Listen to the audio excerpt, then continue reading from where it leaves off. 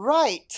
Here is a sorry example of a primary hybrid Rhinanthanda sunrise, which is a cross between Vanda falcata and Rhinanthera imshutiana. The imshutiana is a smaller Rhinanthera species from India, and that is what is causing me to not be able to grow this orchid to its full potential yet. Being from parts of India, no surprises there then, it likes it warm and humid all the time. Well, here is the problem when growing this primary hybrid with only Mother Nature to provide for light and temperature and other conditions this orchid would much prefer here in southern Spain, where I grow my orchids. I have an average humidity of 30% throughout the year, with winter temperatures dropping down to 14 degrees Celsius indoors. If I were to keep this orchid indoors, which I have done since she arrived on the patio in 2018 during the winter months. However, what I have done this past winter of 24 and 25 is to leave her outside to fend for herself, where temperatures can drop down to 5 degrees Celsius.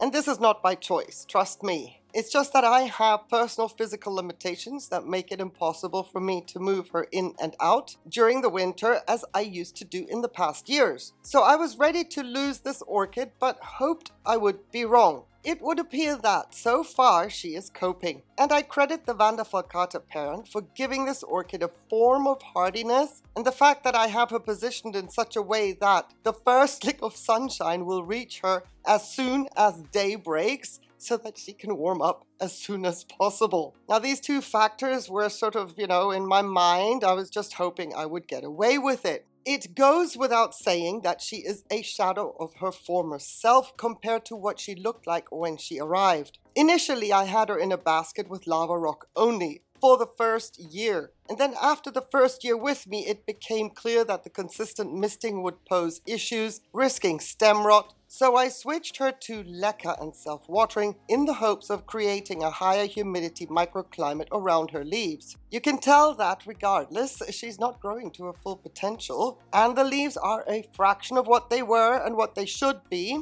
And she, of course, has not bloomed for me either in all these years. Yet here she is, and what I want to address now is to get her lower in the pot. A new pot at that, because the one she is in since 2019, well, the rim broke and I was unable to lift the pot out of the mask. Besides, it looks awful. And then there's the idea with getting her into a new pot is to get as many aerial roots as possible into the leca so that I don't have to be too concerned with misting in the coming season. Also, she felt solid in the pot. So seeing the root activity that has happened is encouraging to say the least. The roots of Rhinantheras, for lack of a better term, are like twigs. They are stiff from the jump. I am unable to coax them into the pot once they start growing, and the higher up this orchid is growing, the chances of the roots growing down into the pot toward the media, etc., get less and less. Again, because of my dry climate, my roots do not have the ability to grow to their full potential. They just eventually stop. Too much misting, stem rot risk. Not enough misting. The roots will eventually stop growing. For the time being, I cannot win. Anyway, as the two new fans are slowly progressing and growing roots of their own, I hope that some of those will get into the leca quickly, which should support the mother plant. Anywho, that is the plan. What I can see happening is that the older roots that were not in active growth recently, they are soaking up the moisture straight away, even when I misted the orchid. They would green up quickly. The new root, which stopped active growth recently, still has the Teflon effect. It is still repelling water, but in a couple of days, when all goes well, it too should start greening up once in the media. Notice I said when all goes well, not if.